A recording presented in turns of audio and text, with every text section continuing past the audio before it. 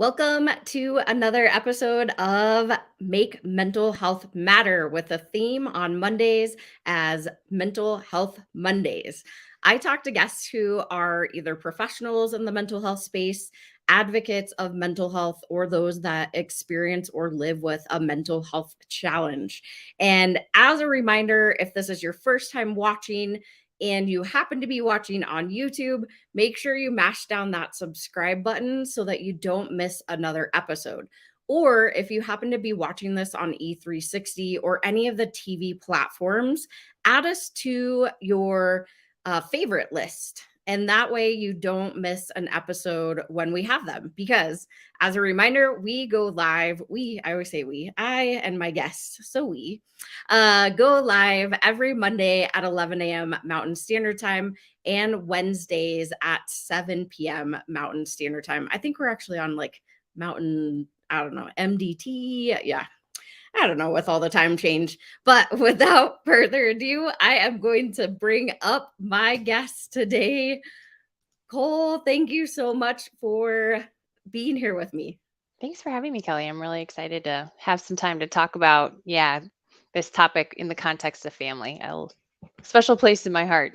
Yay, I'm so excited. So tell the audience a little bit about yourself. So, I have been working in the health and wellness space for almost 20 years. I started out working as a dietitian in a hospital, and I loved that work. And what ended up happening at the end of that part of my career was I was working in a clinic with young children that had cystic fibrosis. And family had always been really important to me, but in that environment where the children's health and wellness really required an all hands approach, like that is that's a disease that requires a lot of input from caretakers.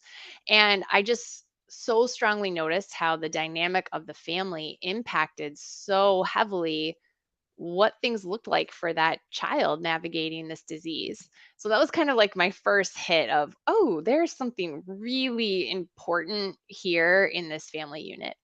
And then I stayed at home for a few years to raise my kiddos. And my brother and I were having this back and forth conversation of like, we're raising young families and we want to be, taking care of our bodies and minding our mindset and thinking about like what does our spiritual life look like this whole kind of integrated approach of personal development. And everything that we came across was all these things about how you do it yourself, but not how you do it with the family. So we're like, something like we can't do all of these things in neglect of our family. It has to be something where we do this collectively. And so we just dove in head first. And that's kind of how we got here. I ended up becoming a yoga instructor and a coach and all these things to really try to support growth that thinks about the whole family, not just one person.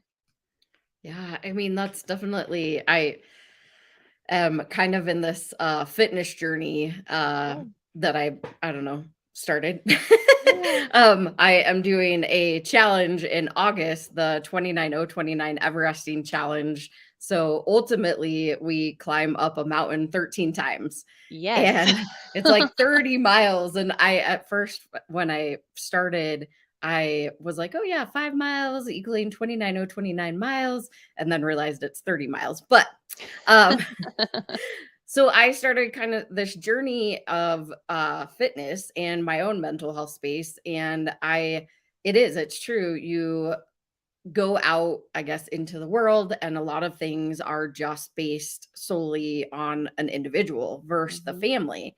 Hmm. And if you want to go to a gym, you have to find the gyms that, like, my son is almost 8 years old, but he Okay. can't go work out with us. Sure. So it's how do you find a place that has like a daycare, or what does that look like? And so when you said that is this whole family, that's really important, especially when you think about fitness and when you think about mental health in general. How can the family be a part of all of that? So that's really amazing what you do. Yeah, and the thing is it can feel really complex and it can feel kind of distant. Like to your point, if you have a specific type of thing you like to pursue or you have a specific challenge that you're interested in pursuing, how do you do that when that activity maybe isn't meant for a child, or like the intensity of the training would be a mismatch, right? So and that happens, right? But then there's the flip side of like, how do we stay active together in a way that bonds us, in a way that gets us outside, in a way that's playful? Because as adults, we often forget we like to play. And, those types of experiences are so bonding and unifying. And when I think about, a lot of mental health pursuits, my home base is always, how do I start with the body? So that I can feel well in my body, so that I can feel like I know myself. So I feel like I can get out of my head and into my body. And so, there's all these different levels of how we can use our body. And then how do we just kind of invite the kids in for snippets of that? Or how do we model the behavior? Having your 8-year-old son see you train for something hard, like that's part of his experience now too, which is so valuable to see, a parent model that type of experience and behavior, because it's not the norm. It's outside of the norm. Yeah, we live by, like a national not national park, but like a state little Yeah. park area, and so we have been doing a lot of getting out and as a family going and walking, and that's always really fun, and then I had this debate, even when we do the climb in August, I'm like, "Do I take him with me? Do I not?" It's like his first week of school, and then I'm like, "No, I'm gonna take him," because like you just said, is that challenge, it becomes part of his experience too. And I know that we've had the conversation around, well, do you want to go? Do you not want to go? And he's like, yeah, absolutely. And so it's always that thing that you have to be able to include everybody. Of course, you also have to look at finances and all of Yeah, those there's things lots of and people. see Yes. if it works. But so I am curious. Enough about my journey. Um, I love it. I am curious. I know you talked a little bit about why you got into this. Was there anything else that really set you or moved you towards this kind of work? Yeah, well, we all have our own life experiences and they come at unique times. And for better or worse, the most impactful kind of life-changing experience that I've had happened quite a few years before this, which is why my lens had already kind of been shifted toward family, which is that I was hit by a drunk driver when I was 19 and had a lot of injuries, missed a semester of school, several operations, and it really felt like my life had exploded, but it also felt like I had no business surviving this accident. I was hit head on at highway speed, and I from that moment knew like there has to be some reason that I'm still here, something valuable or important that through my lens can be communicated in a specific way to help other people, because otherwise it just doesn't make any sense why I'm still here.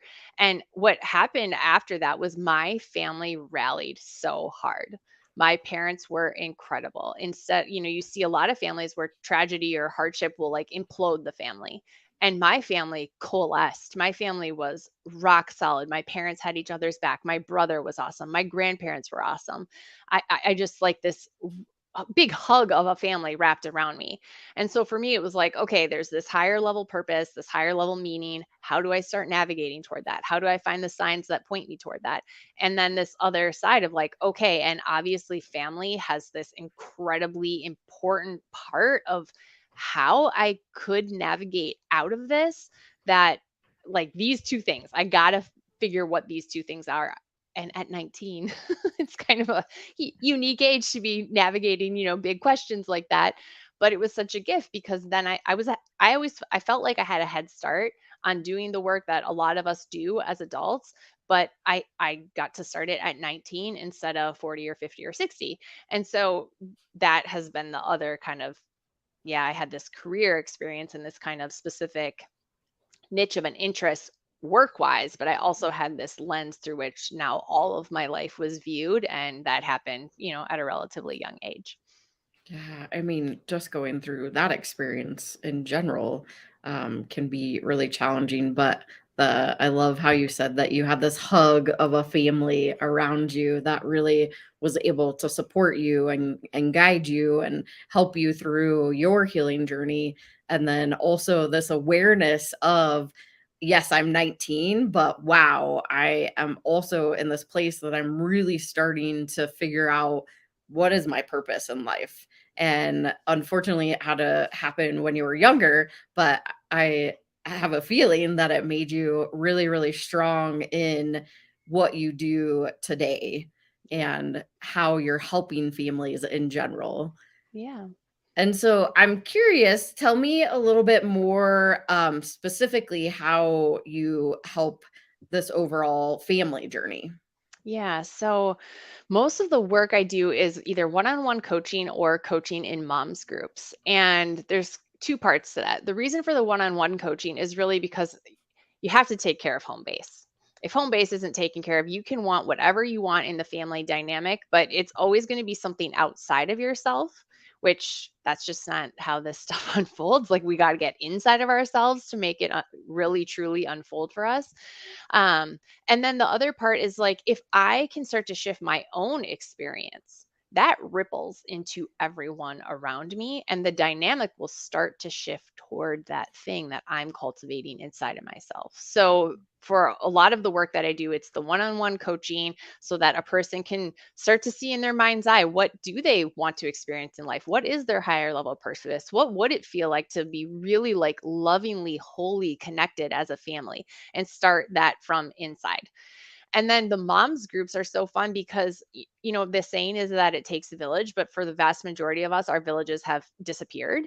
And the chance for moms to connect and to be open and transparent and honest and just share the experience of what raising children is not for the faint of heart. Like there is a lot that comes along with it.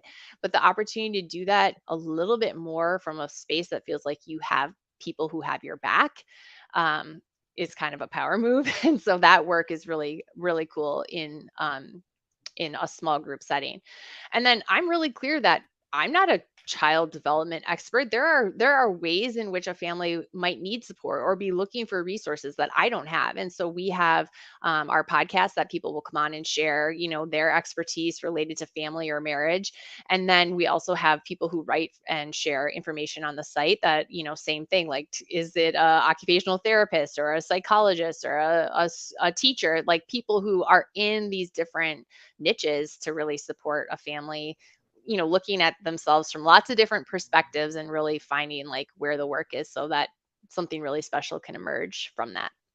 That's amazing. I think that as a mom and as a woman in general, oftentimes we get into that caregiving of others versus caregiving of self. Yeah. And like you said, it's really important to take care of our home base because we can't give to others if we don't have anything left for Yeah. ourselves. Yeah. And that is really important work. And I know that we're having these conversations. Obviously, you're Yeah. here, we're talking about it, but I still feel like we're not having these conversations as much as we should. I 100% agree. And I think, kind of like to the title of the show today, a lot of something I hear a lot is like, oh, when the kids are blank, they're a certain age, they've reached a certain stage, maybe the job has changed in a certain way. When I get to that point, this is what would be like delicious thing that I would do with my life, the way that I would treat myself, the way I would find time to, restore my being. And I mean, it's just too long of a time as a parent to say, I'm going to wait years, I mean, this enormous amount of time before I'm going to start taking care of myself. And there's so many ways where in really small, like, when we think of self-care, a lot of times we think of like, I got to go get a massage. I need to have hours to myself. I need a day at home alone. Like there are all these really big things. But if we can find small moments where we are taking care of ourselves, that can look like a few deep breaths. That can look like going to bed a little bit early and turning off, your scrolling or your Netflix or whatever it is. That can be going and putting your feet in the grass so that your body can feel reconnected to the earth. Like there are all these micro ways where we take care of our systems and restore ourselves in a way where we actually then have the energy to show up for other people. Because something I like to say is that part of self care is other care.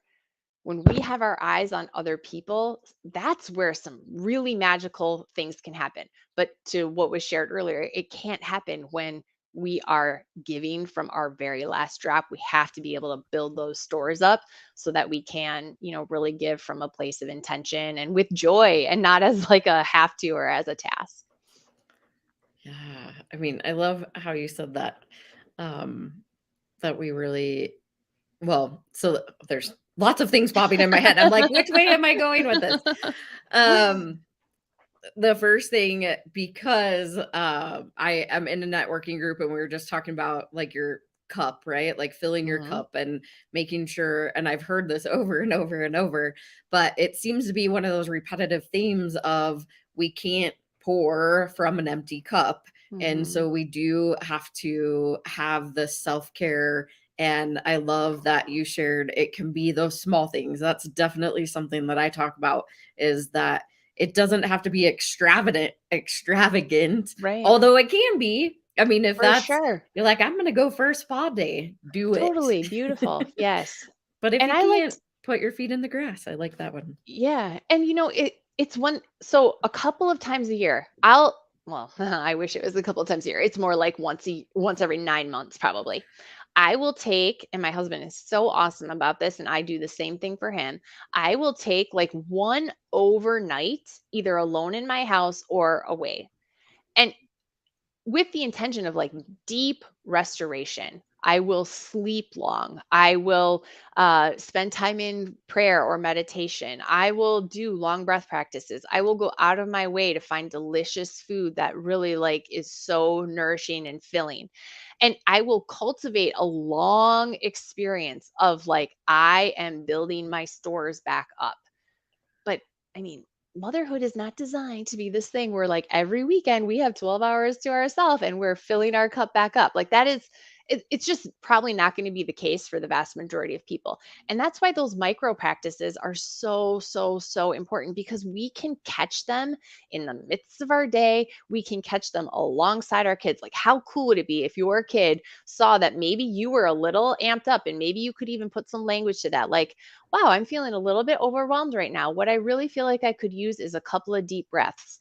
And you close your eyes and your kid watches you take a couple of deep breaths. Like you're helping them regulate. They're seeing a practice that's really valuable for them that they could use at a moment's notice. And you're taking care of yourself. So Mhm. it can be all these little teeny tiny things, but the hardest part is you got to start to train them. Like if you have never sat and taken a few deep breaths, that might need to be something like you set an alarm on your phone and remind yourself to take a few deep breaths so that your system becomes used to you doing those types of practices. 'Cause it's not just gonna, like, appear out of thin air. We kinda have to get serious, like, is it that I wanna go to bed a little bit earlier? Is it that I wanna do some breath practice? Is it that I wanna say a prayer every day? Is it that I wanna, really make sure my breakfast every day is something that, oh, like, is so nourishing and isn't, a grab by the seat of my pants and just fly out the door, like, something that really fills me and serves my body? And all of those are ways that we can tap into that self-care without it being this monstrous thing that's gonna, again, take us away from our family. Because my whole thing is like, how do we get in the family so that it's something that's happening part and parcel with our family experience? I actually, what popped into my head, and I didn't realize that my son was watching, and they're always constantly watching, Mhm. I feel like. Yes. We were in the car the other day, and I've been trying to teach him like breathing exercises because I'm learning them myself also. Mhm. And I was so frustrated and irritated. And then I started breathing, like doing my little quick breaths. Mhm. And he said, "Are you breathing, mom?" And I was like, "Yeah, I am Mhm. actually." And he's like, Yeah. "Do you feel calmer?" And I was like, "Yeah, I do." And I love it, right? Because I then he's also linking the behavior to what the result of it can be. And then it's like, oh, okay, I need to feel, I would like to feel a little calmer right now. ah, yeah, mom does that breathing thing. Like maybe I'll give that a try, right? I mean, it's just that's all happening in the background. And when we can do it with just the ever so slight bits of intention, those are moments that then are filling their days. And that's kind of cool. That's like a parent power move. Yeah, I love that parent power move. So we are going to take a quick little break, and then I want to come back and just talk specifically about maybe some tools or information that you want to give to the audience. So we will be right back.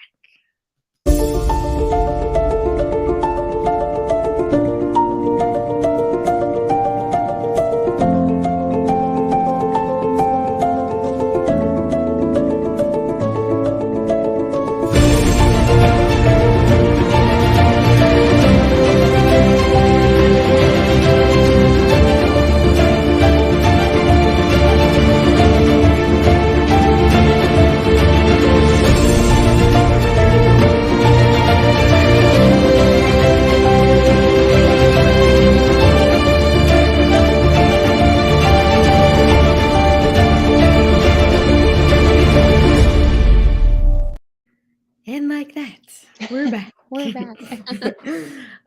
So, before, if you are just joining us now, what we were talking about is how do we include the family in all the things that we do, especially talking about moms and parents in general, really. But how can we have or take care of ourselves? So that self-care piece doesn't have to be extravagant. I can't say that word today. Um, it doesn't have to be extravagant. It can be those small things like breathing or exercising or play. And so Cole is sharing her tips with us, and that's what I want to specifically shift into.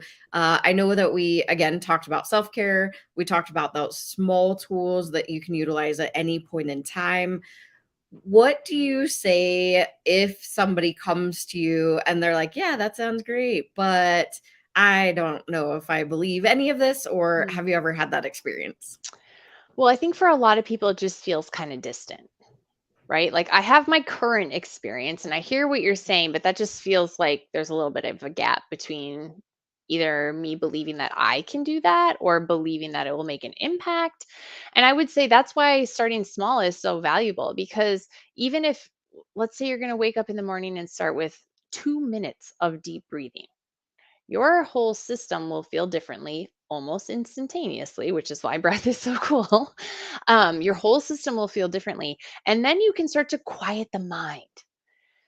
I think where we get in trouble with like, oh, that's too hard, or oh, that's never going to happen in my family, is that we have this little chitter chatter constantly going on in our mind that says something like a deep rooted belief of that's not going to work for you. You're never going to feel like you're enough. Even if you did that, what would change? Like we have this kind of like negative undercurrent of thought that says like, okay, but things are pretty comfortable. And I'm going to use that in quotes because comfort usually doesn't actually mean that comfortable. It just means this is what I'm used to.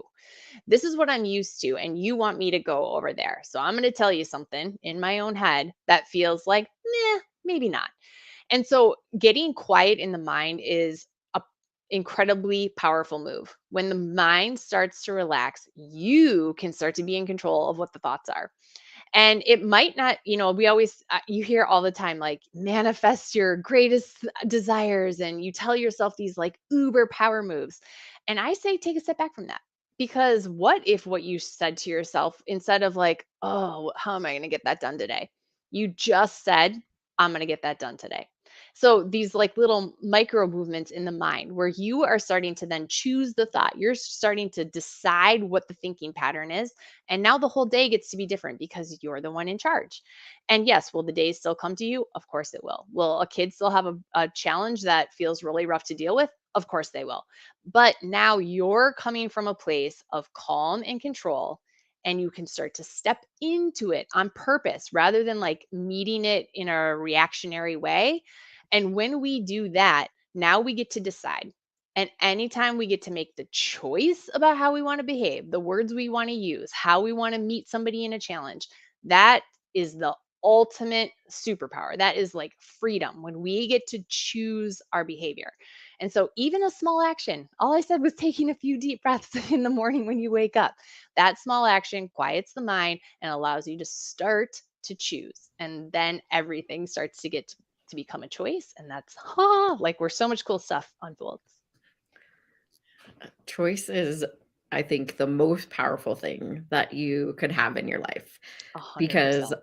I choose how my thoughts are going to affect me. I Hmm. choose how, if I want to breathe or don't want to breathe, is going to affect me. And I think that I mean, hit it right on the head, is that we should want more choice in our lives, which can create more wholeness. Hmm. And we have to start, like you said, at home base. We have to start with ourselves. We have to be able to model these behaviors to our family. And we're not just talking kids, husbands, partners, wives, anyone that is really in your life, in your family. How are we modeling these behaviors? Because especially children are these sponges. They just absorb everything, like the things that you don't want them to absorb most of the time. But Yeah. also, you want them to absorb the positive things. And there are those small moments, even, I mean, I've seen it with my husband too. There's those small moments that I didn't realize that they're watching what I do as much as they do, because most of the time you just think that they're in their own little land doing what, Yeah. and then Yeah. magically they say something and you're like, "Oh, wait, you heard that?" So, What just happened? yeah, yeah. I'm like, "Oh, okay." So, Yeah. yeah, I See, think that's just really important. to your point on modeling, I think that's one of the most important things that we can do as a parent. It's so easy to say, like, do this, do that. And like, what end of the bargain on that do we hold up? Because so this has been just stuck on my mind because the CDC just released their youth mental health report for the data of 2021. And was 2021 kind of a rough year and had its own dynamics for sure. But 42% of teens said that over a 2-week period, they feel sad or hopeless every day. And that's up double from what it was 10 years before that. And when I think about our teens and the connection and the chances that we get to have as parents to really show up, and this is where I mean like that self-care becomes other care, because something like one of the biggest pieces of that is our lack of connection with one another, and the place we can start that is in the family. The devices that our kids have, these types of things where there's some things that are outside of our control in terms of friend dynamics and the connection that they have with peers, but we get to influence the connection they have at home. Things like having a family meal. Okay, I get that life is busy and things are on the move. And maybe a family meal means that you sit down and have a family snack at the end of the night. Like maybe it's not, some elaborate dinner. But when I can show up in my family and say, I see you and I want to see you right now, and I'm going to be 100% present and with you in this moment, I am taking care of myself and my family at the same time because we are humans and we are designed for connection. So things like family meals, having rituals of a connection, even if it's like a funny little question that you ask each other, just to get conversation moving and flowing. At our house, it's high, low, buffalo. What was your high? What was your low? And buffalo is like the funny or ridiculous thing that happened that day. A ritual of connection, huge. Physical touch, oh my goodness, we need the physical touch and our kids need the physical touch. So when I'm taking care of myself by taking care of my family, I'm giving my kids hugs, I'm giving them high fives, I'm patting them on the back, I'm holding their hand. Like these are the things that fill us up and them up because we are connecting. And when I hear that stat on 42% of kids over a 2-week period, every day feeling sad or hopeless, like that to me feels like isolation. It feels like I'm alone, right? Because if I don't have my people to connect with, how am I ever going to get up out of that? So that's where these things kind of start to come into one, where I'm taking care of myself by helping take care of other people, but in that way that bonds us. Now we're taking care of everybody at the same time. Yeah, a connection, especially I think coming out of, I don't know if we're out of yet, Yes. but the whole pandemic, Through. right? Yeah. Um, and we're realizing that isolation is not good for humans, although No. even the people that have more introverted energy, they want to be alone, but even them, they are coming out and saying that connection and not having that connection for 6 months to a year made a really big impact on people's lives. And I think we're realizing how important, like you were saying, this connection Mhm. overall is. And I know, at least for me, I have those moments that I'm like, "Can I just get some snuggles?" Yeah. And they're like the best thing ever, and I couldn't imagine not having that type of relationship, and I know that I get busy, I get really, really busy, and I have to remind myself, it's okay to pause. Yeah. It's okay to take those moments, set down the phone, sit with the family, go out on walks, whatever that might be. Work will always be there. It's It wait for you. Yes. Yeah, It'll right? be right there. It'll always be right there, but your family may not.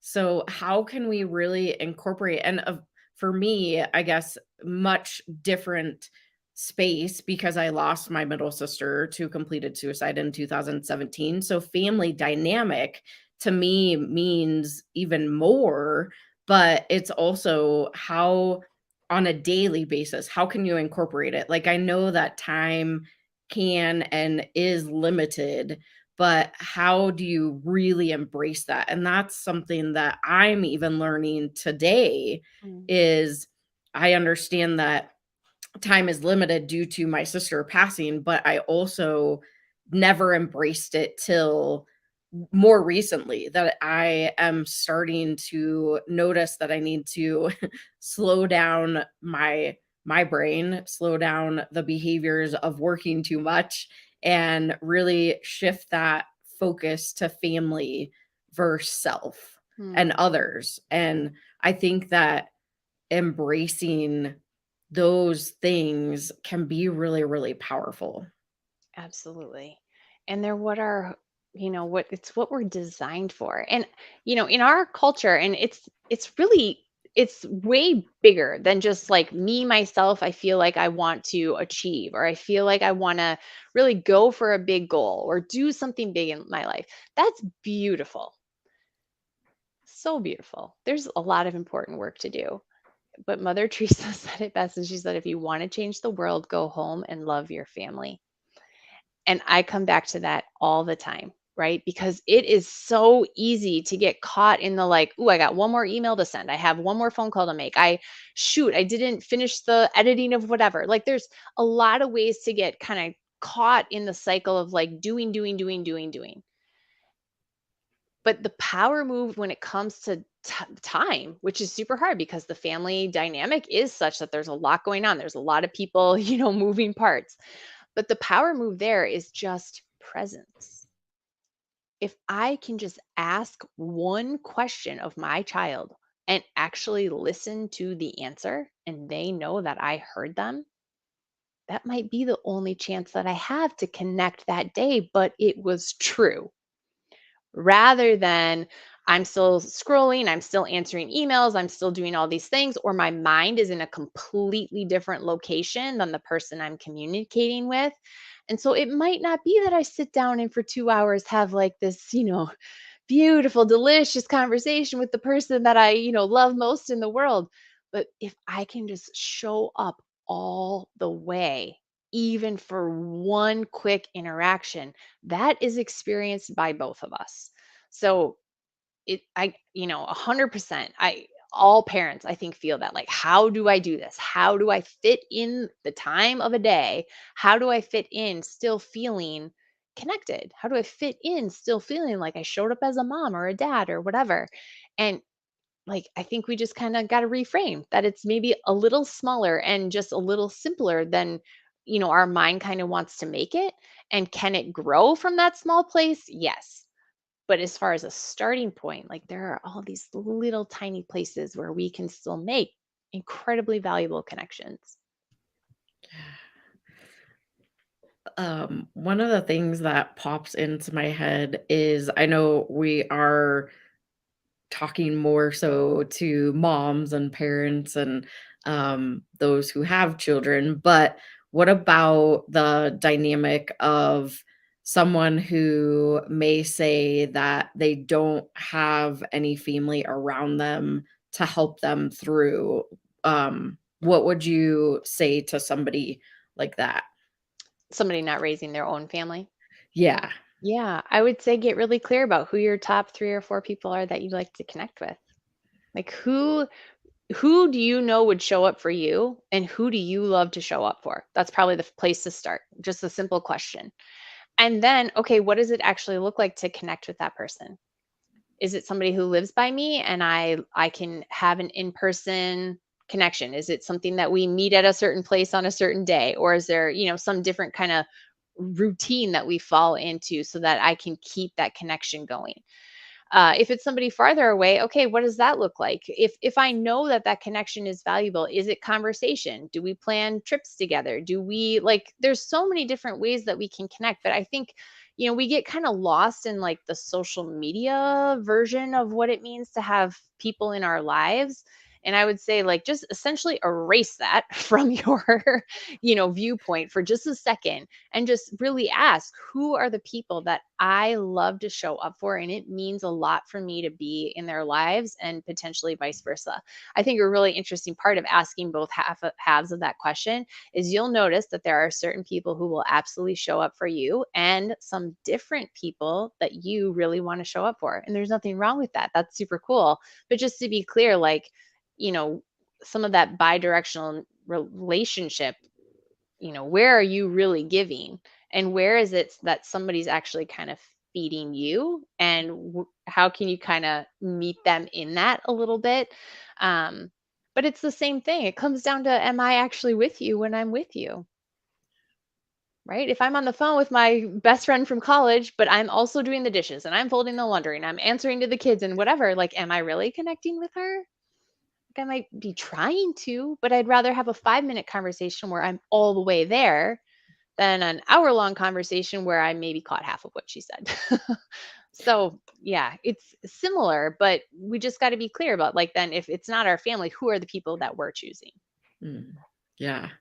Um, and that only pops into my head because I do have several friends who they chose not to have kids, For which, sure. hey. And then others who feel like they don't really have their family around them to be able to support them. And what the message that I wanted anybody who has that experience to hear is that it doesn't always have to be your blood family. It can 100%. be the people that surround you, the people who are those one or two or three people that you really have those strong connections with, and how can you have that connection? Mhm. Maybe they turn into family, Yeah. not all family is blood related, and it's still important to acknowledge that you have a support system, and maybe they're not showing up exactly how you thought that they would, or maybe you're not showing up exactly how you thought you would. And so that conversation, I think that's Yeah. what I heard you say the most, is have that conversation. How does that look? How would you like it to look? And it's okay to tell people how to treat you ultimately. Yeah. I always say, like, let's get weird. I feel in so many relationships, we have kind of these boundaries with which we'll talk within. And it takes a ton of courage. It is very brave to say, I'm going to try a conversation outside of that norm. And it can be, if it's somebody who's close to you, like an opening of, hey, I'm working on a little bit of something to see how I can show up for other people. Do you mind if I have a little bit of an awkward conversation with you that I might ask for a redo? I might ask to like retract something I just said. I might ask for your feedback about how I showed up in that conversation. Like, especially if they're people we care about and are close, like let the kind of guardrails of that go and ask permission because you want to make sure that's comfortable for them. But like let's get weird. Like let's take some of the, the political correctness out of like the way we communicate with the people that we love the most, right? Yeah, cuz to your point, I'm also sensitive to the people who like actually the healthy thing for them to do is to not have a close relationship with their family. There's a ton of people out there who that would apply to. And so I'm super sensitive to that. But to your point, like, then who's the people that you're creating a family with? It, and I don't mean by blood, I mean by friends, by your neighbors, by the people you're in community with. Is it at your church? Is it at the place you work out? Like where are the communities that you cultivate on purpose? And for sure it doesn't, I mean, for me, I love that. Like it's so yummy to be doing that in my family, but for some people that wouldn't even be an appropriate choice for them. So, yeah, there's lots of different ways to still have that shared experience without it being your blood relatives. Absolutely. I love let's get weird. I like Yeah, the let's it make it weird. Oh my gosh, life is too short to be all like strict and boring and like trying to be perfect. Like let's get super weird. I like the I never thought I'd get to a place in my life that I like to have the uncomfortable conversations, Yeah. and I know it started in corporate. I used to actually avoid them as much as possible, and then I had to have multiple of them, and I was like, it's not as hard as you make it to Mm. be, and I like what you just said is, "Let's get weird." It doesn't have to be uncomfortable conversations. It can just be weird or awkward conversations, Yeah. and that's okay. Yes, 100%. That's what I have a lot of those on the show. So, Right? It's good practice. totally, yes. Well, I would love for you to just share a little bit of information as to how somebody can work with you. Yeah, awesome. So our site is www.thetotalpotential.com, and everything's on there. The resources that I talked about, the podcast, if you're interested in one-on-one coaching or the moms group, all of the information for that is on there. My brother and I wrote a book together all about like doing this work as a family, and you can buy the book from the website, all the places that books are sold online. So there's lots of ways to start doing the work. And if you have any questions, feel free to reach out. Awesome. And when is your podcast? Is it just voice or video, or what does that look Just like? just voice, yeah, just audio. It's fun getting to have, online conversations, but so far we just put them out as audio. Awesome. I decided to do this one live because I didn't want to edit Yeah, anything. it's so cool. I love it. It's a great idea. Well, I really appreciate this conversation. I think that the conversation around how do we include our families and how do we include ourselves to be able to include the family.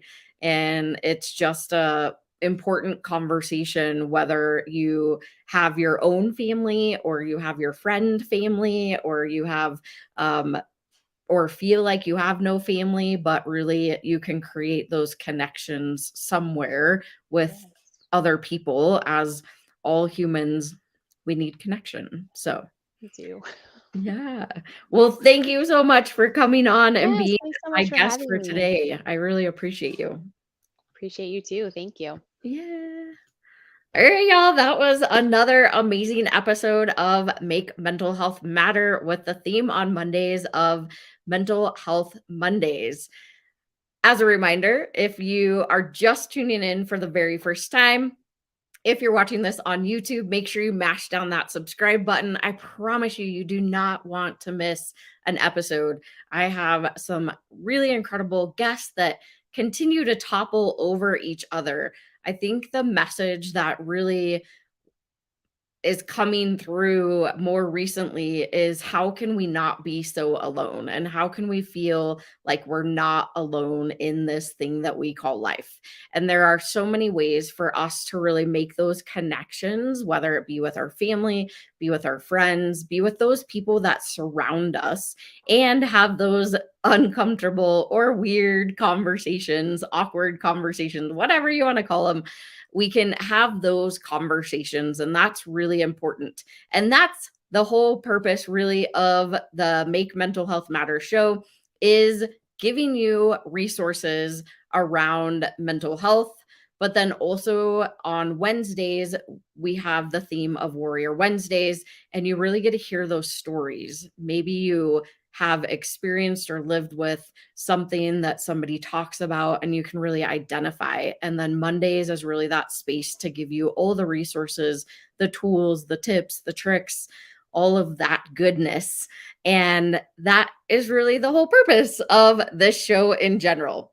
What I want to bring to you today, really quickly before I jump off, is this Saturday, BCC Evolution has our annual film festival. It is the MHSA, or Mental Health Suicide Awareness Film Festival. We have 11 films that we pick this year from across the world. And there's two ways to watch it. You can watch it in person in Denver, Colorado, or you can watch it virtually and you get to be in via Zoom, get to ask the questions of the filmmakers. And I just want you to be aware that most of these films are very educational around mental health. How do we have these type of conversations, but also in such a creative, unique way with these films?